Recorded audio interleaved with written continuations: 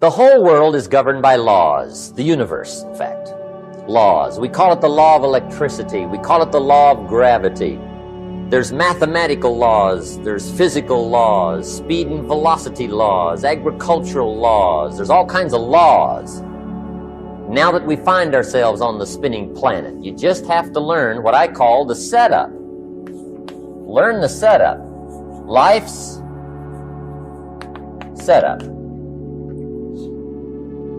Now, we didn't set it up, but we're here, so you got to learn it. And we should learn the setup for two basic reasons. Number one, to keep from getting hurt. It's one of the major reasons for learning, so you won't get hurt. See, economically, socially, personally, you can get hurt just not knowing. Ignorance is not bliss. Ignorance is poverty. Ignorance is tragedy. You gotta know, or you're gonna get hurt. It's good to know not to walk out the 10-story window. That's excellent information. Now, what if a guy didn't know and he walks out? Now he's dead at the bottom. Somebody says, well, the poor guy didn't know. You gotta know, or you're gonna get hurt. Now, here's a parenthesis. You don't have to like the setup.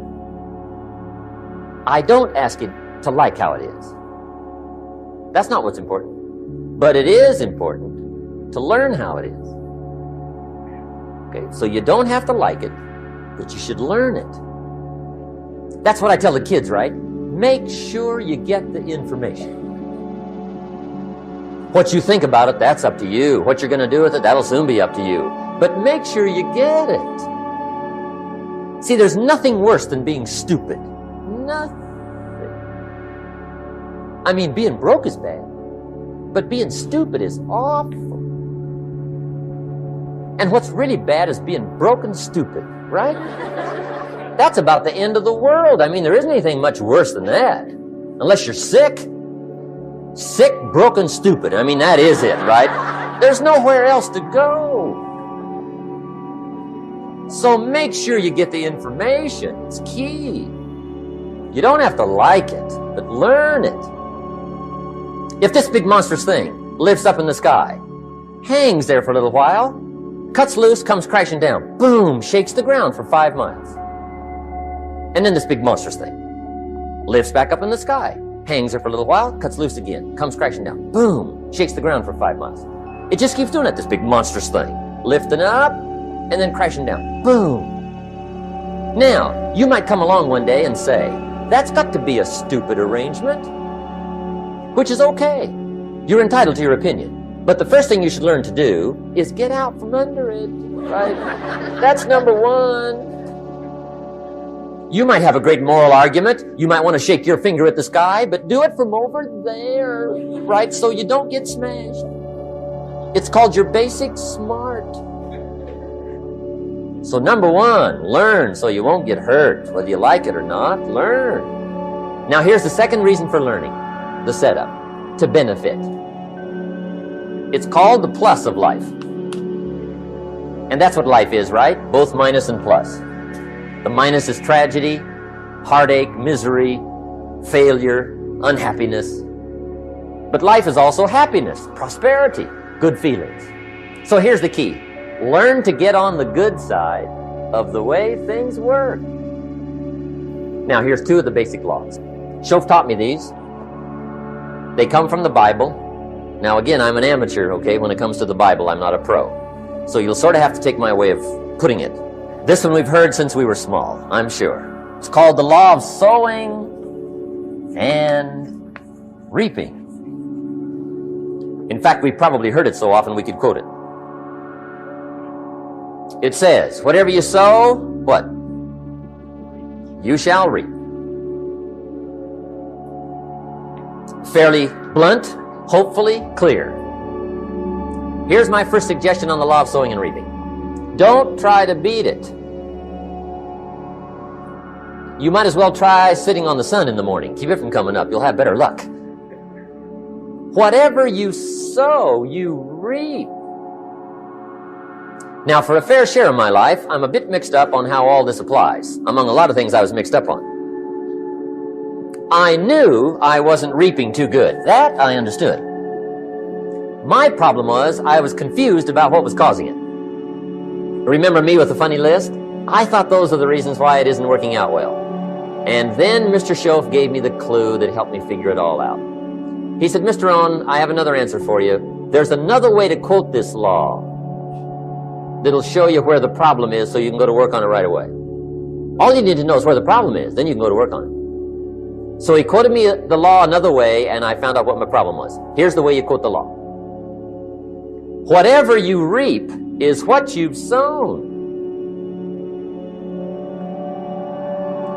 Now I knew what my problem was. Whatever you reap is what you've sown.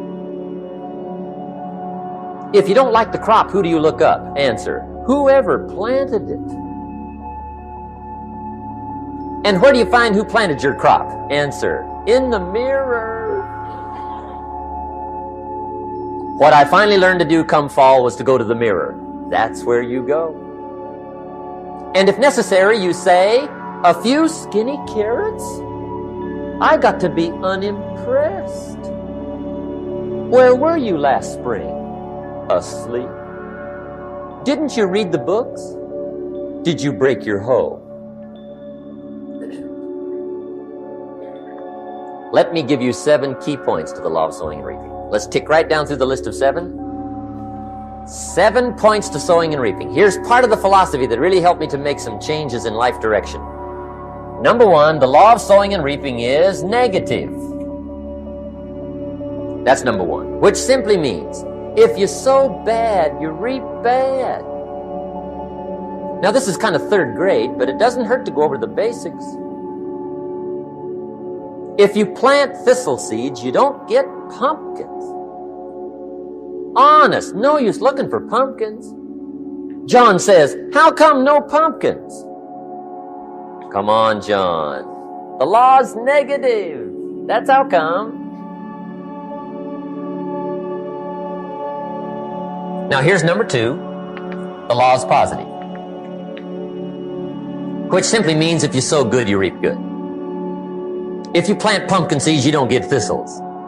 Not from pumpkin seeds.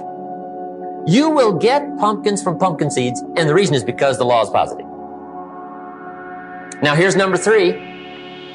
I got excited when I found out the full dimension of this. See, you do not reap what you sow, but rather, you always reap much more than what you sow. So the 3rd key word is more. You don't get back what you put out. You get back much more than what you put out. And it works both positive and negative. If you plant a cup of corn in the spring, how much corn do you reap in the fall? Not a cup. You might as well keep the cup you got. Why go to all the trouble planting a cup of corn in the spring? Water it and take care of it all summer. Look after it carefully. Cross your fingers and pray. Why go through all that? Reason, come fall, you could well get a bushel for the cup. A bushel for a cup. It's called one of life's better deals. Guy says, well, yeah, I'll figure out how that works. You could get rich. That's right. That's right. Then how come more people aren't wealthy? They don't study much sow and reap. Here's number 4. 4th key to sowing and reaping. There are many ways to sow and reap. There's many ways to change your life. There's many ways to get promoted. There's many ways to move up. There's many ways for financial independence. There's so many ways to do well, especially in this country. You don't have to go without any. There's too many libraries. There's too many classes. There's too many seminars. There's too much information. There's too many books. There's too much capital. There's too much help. There's too much training here not to do well. There's too many ways. So find you some ways. There's plenty.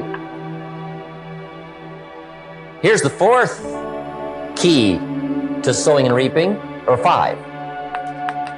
And that key word is anyone. Anyone can sow and reap. That's what's exciting. Anyone can. Now the question is whether or not you will. But can is not the question. Will is the question. Anyone can. Mr. Keogh says, try my plan. I put it together. The Keogh plan. Put aside $145 a month for the next 30 years. It's $1 million with the tax advantages. $1 million, 30 years, Keogh plan, $145 a month. Not a bad plan. Become a millionaire. Now, anybody can. The question is, who will? That's the question.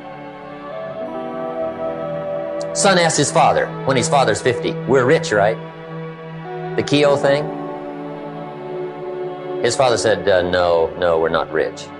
His son says, well, the Keogh thing, the $145 a month Keogh thing. He says, yeah, I know the Keogh thing, but I didn't go for that. Son says, you didn't?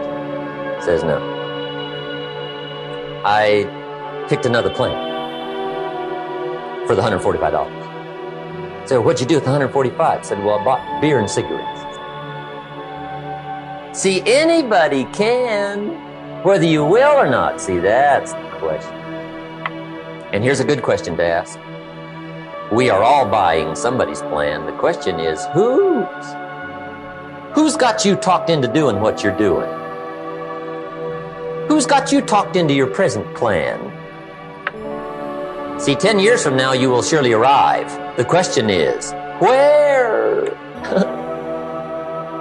But see, anybody, if you want to, can go searching for a good plan, pick it, and start working it. And sure enough, as the time passes, as it surely will, 5 years from now, 10 years from now, then you'll be winding up wearing what you want to wear, driving what you want to drive, living where you want to live, become what you want to become. But now's the time to fix the next 10 years. And who can? Anybody. Here's number 6. The 6th key to sowing and reaping. There's one thing better than the truth, and that's the whole truth. And here's part of the whole truth of the law of sowing and reaping. Number 6 is, you could lose. There are times when you just lose, no matter what you do. It's that kind of planet. You reap what you sow, yes, but... What does that mean, yes, but? Well, the farmer plants his crop in the spring, takes care of it all summer, loves his family, works 10, 12 hours a day, 6, 7 days a week, is an honorable man. Come fall, he's got a beautiful crop, and he deserves every bit of it. But the day before he sends the combines into the field, a hailstorm comes along and beats it all in the ground, which means you lose. Somebody says, well, what did he do wrong? Answer, nothing. It's just that kind of planet.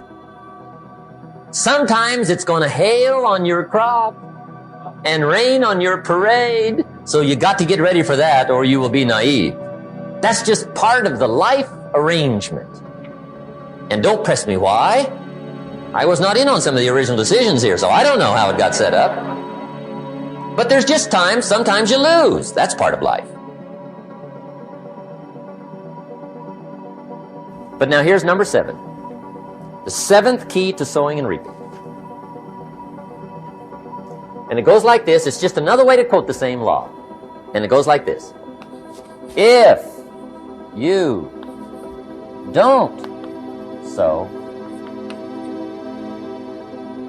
that's just another way to quote the law. If you don't sow, what? You don't reap. You don't even have a chance. So if you looked at your game plan tomorrow, you might come to the quick conclusion, I got to get some sowing going. How true. Get you some sowing going. And remember, you've got plenty of time. You've got all the time there is. Some people spend enough TV time to make a fortune. The latest article on television watching in this country, according to the latest article, the average television is on in this country in every household 7 hours a day, called the Big 7. I asked a guy one time what his TV cost. He said about $450. I said, you forgot to look at the price tag. He said, what do you mean? I knew he was a TV watcher. I said, that television costs you, in my opinion, at least $12,000 a year. To watch it, not to own it. Owning it's cheap. Watching it is what's expensive. And I said, hey, $12,000 a year is too much to pay to watch TV. That's too much. Pay a little, but not $12,000. And he's the guy that said, I hope pay TV never comes. Second law from the Bible. The law of use. And it goes something like this. Whatever you don't use, you lose. Lack of use causes loss. On this planet. Maybe not the next one, but on this one. If you tie your arm to your body, leave it there long enough, you'll never use it again. It's over. For the arm. Now, it may not be over, but it's over for the arm. The only way to keep the use of this arm is what? Keep using it. If you quit, you lose. Automatically. They don't bring it up for a vote. You lose automatically when you quit. Now, the same thing that goes for your arm goes for your brain, mentality. The same thing goes for all the human virtues. Ambition, unused, declines. Strong feelings, unused, diminish. It doesn't grow, it diminishes. Faith, unused, decreases. It's a law. Vitality, unused, diminishes. Energy, unused, decreases. The guy says, well, I'm going to save up my energy. You can't do that. That's like trying to save today, put it on the end of the year. See, you can't do that. They'll come take you away. If you don't use today, what? It's lost. The guy says, well, I'll work twice as hard tomorrow to make up for it. See, that's foolish. You could have done that anyway. Today unused is lost. A talent unused is lost. An ability unused is lost. So here's one of the key expressions of the evening. Take a new inventory of yourself. Starting tomorrow, new project. Take a new inventory. And make sure that all of your talent and ability and mentality and ingenuity and vitality and strong feelings, faith, courage, make sure that all you've got's being used. Otherwise, you lose. Now, one of the best illustrations of the law of use is a Bible story called the Parable of the Talents. The talent story. Interesting story if you haven't read it in a while. Just review it. It's a good story. An ancient story. It says there was a master with 3 servants. He got them together one day and he said to the 3, I've got these talents. And in those ancient days, a talent was a measure of gold. And he said to the 3 servants, take these talents and see what you can do with them while I'm gone. He said, I'm taking a journey and I'll be gone for a while. When I come back, we'll get together, go over the book, see how you did. He said, here's 5 of these talents for you. 5. Here's 2 of them for you. 2. And here's 1 for you. 1. The master said, take those talents, see what you can do with them. When I come back, we'll get together, we'll go over it all. The servant said, okay, master takes off. According to the ancient story, the master comes back from his trip. When he gets back, he gets the 3 servants together, and as he said he would, he asks, how did it go with those talents? You were 5. What happened? That servant said, well, I took the 5 talents you gave me, and I put them to work. A little shaky at first, but he said things finally got rolling, and he said, I poured it on. And he said, my talents grew to 7, 8, 9, 10. He said, I doubled my talents from 5 to 10. Books will show. Master said, one heck of a job. Or something like that. He said, I gave you 2 talents. What happened? That servant said about the same thing happened to me. I put those 2 talents to work, poured it on. They grew to 3 and then to 4. He said, I doubled my talents from 2 to 4. Books will show. Master said, well done. He said, I gave you 1 talent. What happened? That servant said, well, I took the talent you gave me, and I carefully wrapped it, and I dug a hole and buried it. and camouflaged it, I suppose, right, so nobody would steal it. And he said, fortunately, nobody got it. And he said, I knew you were going to be here today, so I dug it up. Here it is, safely wrapped. I did not lose it while you were gone. According to the ancient story, the master said, take that talent away from him and give it to the man that's got 10. Now you might say, well, I don't like that arrangement. The poor guy's only got 1 talent. He's already got 10. It ought to be more even. Remember, I didn't ask you to like it. But this one I would ask you to learn, because it simply means whatever you do not employ, you forfeit. It's a law. So learn well the law of use.